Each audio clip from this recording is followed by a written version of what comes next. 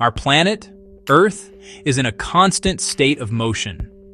It orbits the sun, a journey that defines our year. At the same time, it spins on its axis, a rotation that gives us the familiar rhythm of day and night. This spin is a fundamental aspect of our world. It is as constant as the sunrise it creates. But what if it were to stop? What if in an instant, the steady rotation of our planet simply ceased? This is not a prediction. The laws of physics assure us that Earth will not suddenly halt its spin. Its rotational energy is immense, locked in by a principle called angular momentum. Yet asking, "what if?" is one of the most powerful tools we have for understanding how things work. So let us embark on a thought experiment, grounded in science, to explore this impossible scenario. Imagine our world, spinning as it always has.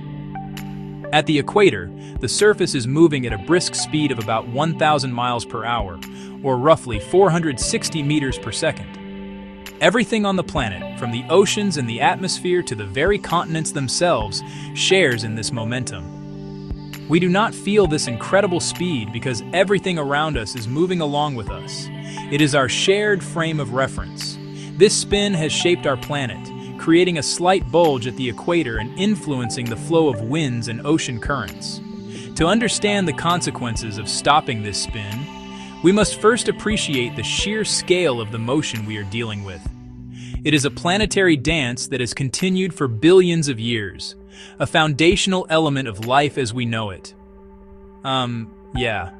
Let us begin. Before we press the imaginary pause button on our planet's rotation, it is important to lay down the ground rules for our investigation. The primary rule is clarity. We will proceed in a clear, sequential order. We will start with the immediate aftermath of the sudden stop and move forward in time. This allows us to observe the chain of cause and effect as it unfolds. We will examine how one change, like the redistribution of ocean water, leads to another, like the alteration of global climate patterns. Our purpose is to build a coherent picture from the ground up, based on established scientific principles. Another key rule is to distinguish between established science and reasoned speculation.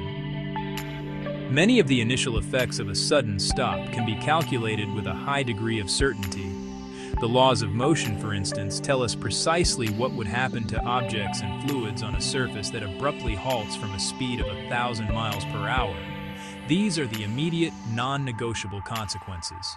However, as we look further into the future, months after the event, years after the event, millennia after the event, we enter the realm of complex systems. In these cases, we will present the most likely outcomes based on current models, and we will be careful to label them as well-informed but speculative possibilities. Our thought experiment will be comprehensive. We will not just focus on the dramatic surface-level destruction. We will look deeper. We will discuss the atmosphere, which would continue its motion, creating winds of unimaginable speed. We will discuss the oceans, which would slosh across continents in globe-spanning tsunamis. We will also consider the solid Earth itself.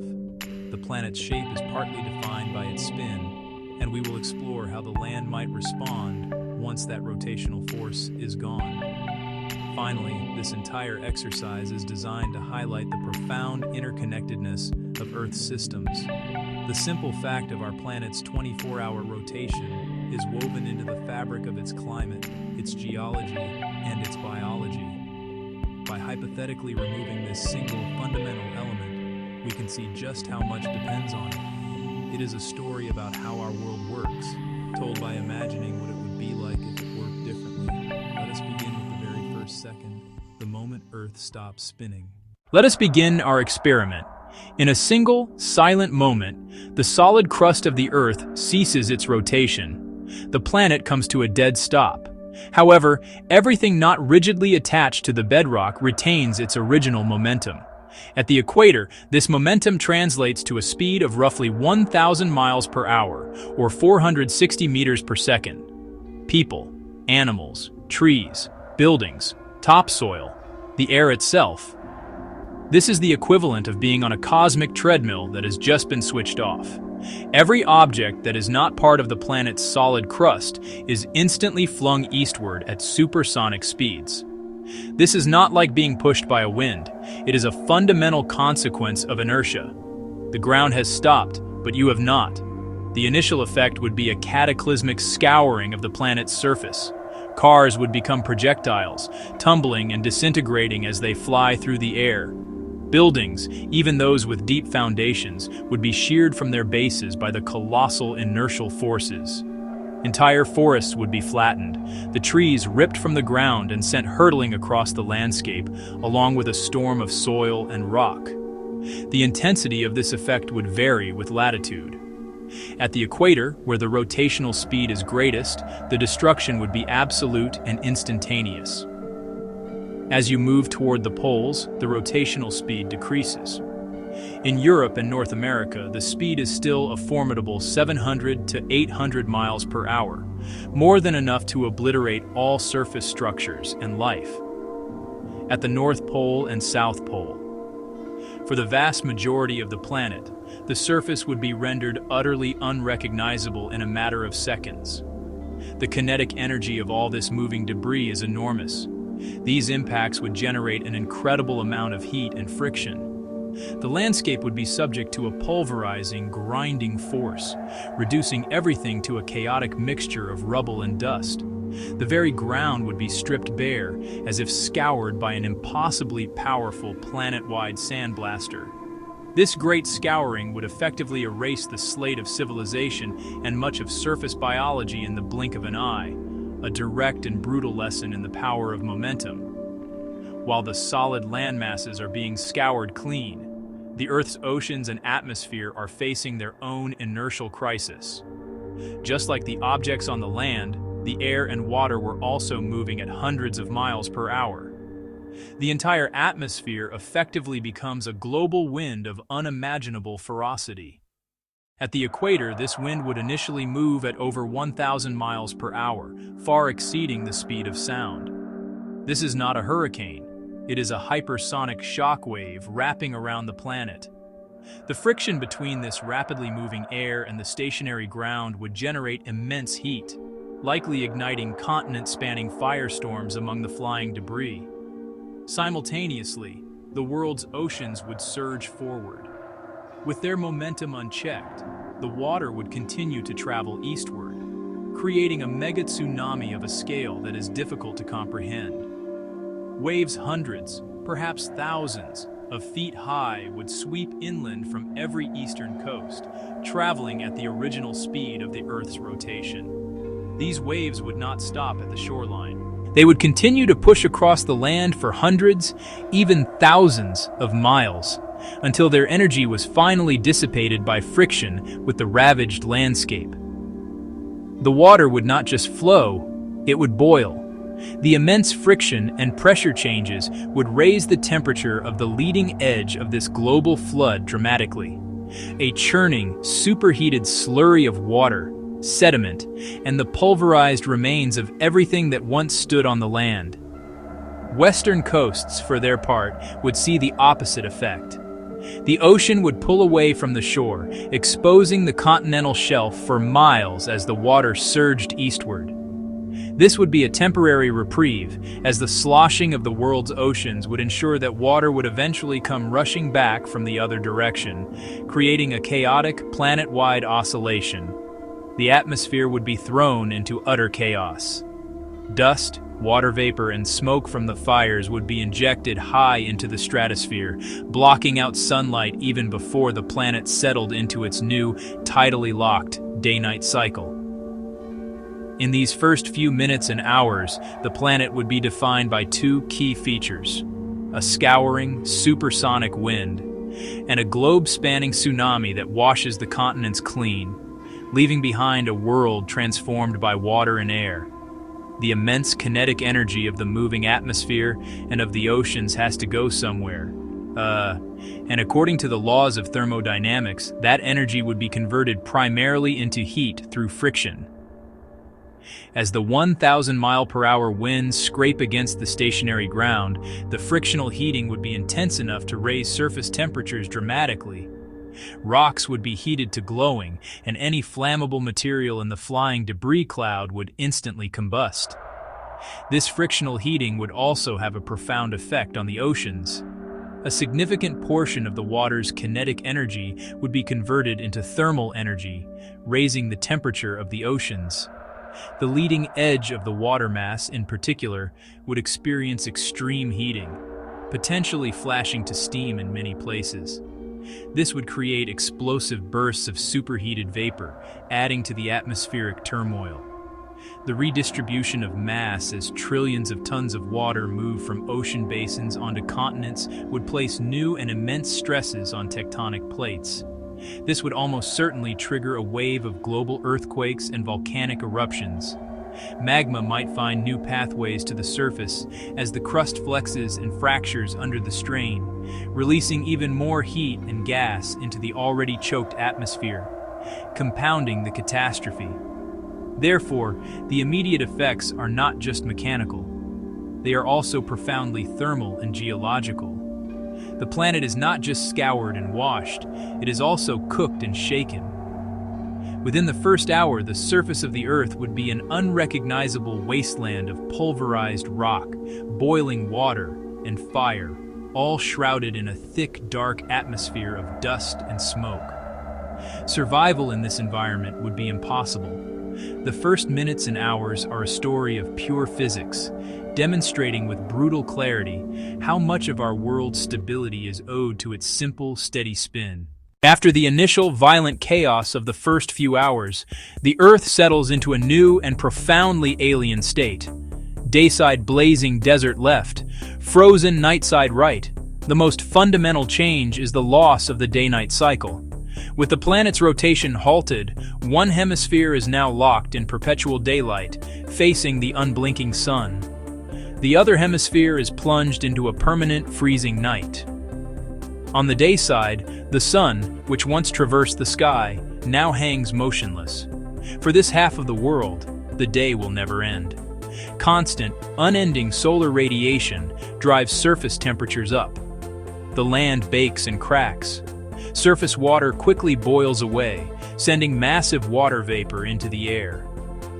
Temperatures climb well above boiling, making a scorched, sterile landscape. A planetary-scale oven, utterly inhospitable. On the opposite side, the reverse begins. The night side radiates its heat into space. Temperatures plummet far below Antarctic lows. Within days, the surface freezes to hundreds of degrees below zero. Carbon dioxide begins to freeze out. Eventually, even nitrogen could freeze out. A dark, silent, cryogenically frozen wasteland emerges. A planet of two faces. Fire, ice, familiar weather gradients vanish, replaced by extreme thermal contrast. A boundary zone, the Terminator, a permanent twilight strip. But it would be violent, not calm. Perpetual storms rage along the Terminator. The extreme temperature difference between the day side and the night side would create an atmospheric engine of immense power. This fundamental pressure imbalance, low on the day side, high on the night side, would drive a simple but incredibly powerful global wind system.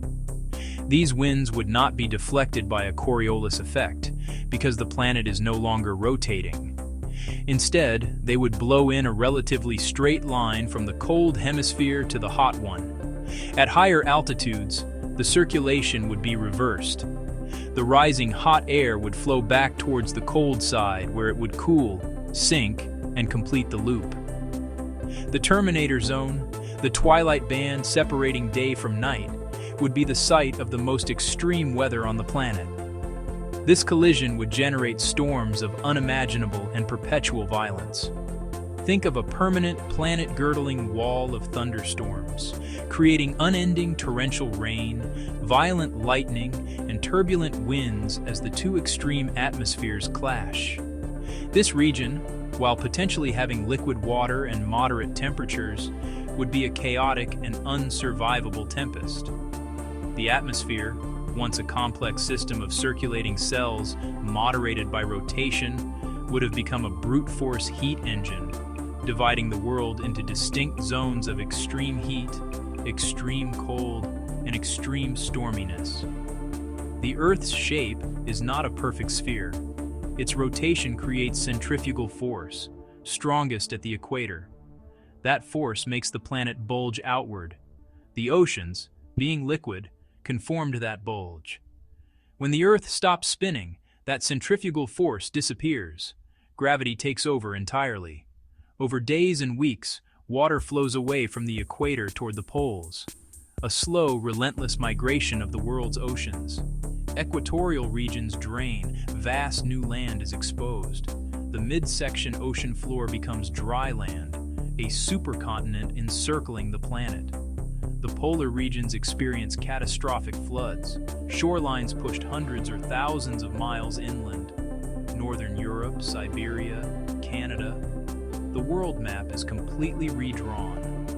One massive equatorial continent separates two immense oceans. One ocean at the North Pole, one ocean at the South Pole. The world is divided by geography, hot, dry, a contiguous landmass at the equator. Colder regions drowned beneath two polar seas. This great migration of water is the planet's gravitational response to a non-rotating reality. Months after the Earth's rotation ceased, the planet's climate systems would have completely and irrevocably broken down. Ocean currents like the Gulf Stream, once arteries of warmth, would have vanished, their driving forces extinguished. This climatic breakdown would crash global agriculture. Plants are adapted to a 24-hour cycle of light and darkness, seasonal temperature cycles, and seasonal precipitation. On the day side, surviving seeds or hardy organisms would face constant scorching sunlight and soil-sterilizing temperatures that make photosynthesis impossible. On the night side, the deep freeze would lock everything into suspended animation or cause cryogenic death. The only theoretically tolerable band, the Terminator Zone, would be a region of perpetual violent storms, torrential acidic rain, and land scoured clean, preventing soil or plant growth. The global food supply would be obliterated. The planet's freshwater cycle would be shattered. On the day side, evaporation would be extreme, loading the air with moisture. Winds would carry that moisture to the Terminator and night side. As the air cools, the vapor would freeze and fall as immense snow and ice on the dark hemisphere. Over months and years, this creates a planetary cold trap, moving the world's water from hot side to cold. The day side would become a bone-dry desert, the night side a vast, ever-thickening ice cap, locking water in a frozen tomb. The medium-term consequences for Earth's ecosystems would be nothing short of a mass extinction event on a scale rarely seen in planetary history. The diurnal cycle is embedded in the DNA of nearly every organism. This internal clock, or circadian rhythm, governs metabolism, sleep, feeding, reproduction. On the sun-scorched day side, photosynthetic life would be the first to perish. Without these primary producers, every ecosystem would crumble from the bottom up. On the night side, the extreme cold would be the primary agent of extinction. The oceans on the dark hemisphere would eventually freeze solid from the surface down, encasing any marine life in a tomb of ice. The only potential refuge, the Terminator Zone, would be a biological trap. The chaotic environment would be inhospitable to all but perhaps the most resilient microbes. The biosphere, in its entirety, would face a catastrophic and irreversible collapse. As the surface of the Earth is rendered uninhabitable, a more insidious change could be taking place deep within the planet's core. Earth's magnetic field, the invisible shield that protects us from solar radiation and cosmic rays, is generated by the motion of the liquid iron in the outer core. This process, known as the geodynamo, relies heavily on the planet's rotation. Without rotation, the ordering effect is gone. The large, stable magnetic field would likely break down into smaller, transient, and much weaker magnetic fields. The planetary shield falters. Earth is now exposed to the full force of the solar wind, which would begin to strip the atmosphere away over time. This weakening field allows high-energy cosmic rays and solar particles to penetrate deep into the atmosphere and reach the surface. This would increase surface radiation levels to lethal doses for most known forms of life. The sky, especially on the night side, might light up with permanent brilliant auroras across the entire globe, a visible indicator that the protective magnetic bubble we once relied upon was gone, leaving our world naked to the harsh radiation of space. Centuries and millennia after the Earth's rotation ceased, the initial chaos would have long subsided, leaving behind a planet settled into a new, stark equilibrium. The great migration of water towards the poles would be complete. Two vast polar oceans would dominate the high latitudes. A single, contiguous supercontinent would encircle the equator. Weather would stabilize into an alien but predictable pattern. The atmospheric heat engine keeps running. The day side becomes a brutal global desert under relentless sun. Most water migrates to the night side, forming an immense, possibly miles-thick ice sheet. Liquid surface water may only persist in warmer terminator zones, where melt-fed rivers carve narrow temperate valleys before they evaporate or refreeze. Earth's axial tilt would still exist. The tilt would make the terminator wobble north and south over a year. Ecosystems would be forced into a nomadic, annual migration to stay within survivable temperatures. Earth would become a stark, simplified world, a silent monument to the importance of spin, written across its frozen and scorched face for eons. Our planet is not alone. It is locked in a gravitational dance with its natural satellite, the Moon. Currently, the Earth rotates much faster. This leading bulge of water exerts a tiny but persistent gravitational pull on the Moon, effectively tugging it forward and accelerating it. This process is happening right now. As a consequence, the Earth's spin is gradually slowing down. In our scenario where Earth has abruptly stopped spinning, this entire mechanism of energy transfer is shattered. The tidal bulges would now lag behind the Moon in its orbit, over vast geological timescales. This new tidal interaction would cause the Moon's orbit to decay. Instead of spiraling outwards, the Moon would begin a slow, inexorable journey inwards. The Moon, our constant companion in the night sky, would be on a collision course, threatening an impact that would dwarf any previous catastrophe.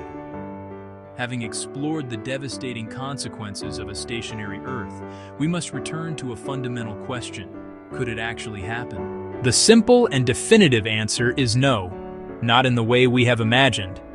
The reason lies in the sheer scale of Earth's angular momentum, locked into a body with a mass of 6 trillion kilograms. One hypothetical scenario might be a collision. An object large enough to stop Earth's rotation would not just halt it, it would likely liquefy the entire crust and mantle. Could human technology ever achieve such a feat? The answer is an even more resounding no. We are, in a very real sense, passengers on this spinning world, not its pilots. Therefore, our entire thought experiment remains firmly in the realm of the hypothetical. Earth will continue to spin, ensuring the sun will, for all practical purposes, continue to rise and set for billions of years to come. Our journey through this impossible scenario has brought us to a clear and profound conclusion. The simple, steady rotation of our planet is not merely a feature of our world, it is the master cog in the intricate machinery of its habitability. We have seen how the 24-hour cycle of day and night is the rhythm to which all life is tuned. We have witnessed how the Coriolis effect organizes the flow of air and water, creating the stable climate systems that make our planet a garden rather than a wasteland. The thought experiment is ultimately an exercise in appreciation. It reveals the fragility of the systems we depend on. The oceans, the atmosphere, the climate, the magnetic field, and life itself are all woven together by the constant, reliable thread of our planet's rotation. It allows us to see the familiar world with new eyes, recognizing the powerful forces that underpin its gentle, life-sustaining stability. By deconstructing our planet, we learn to see it whole.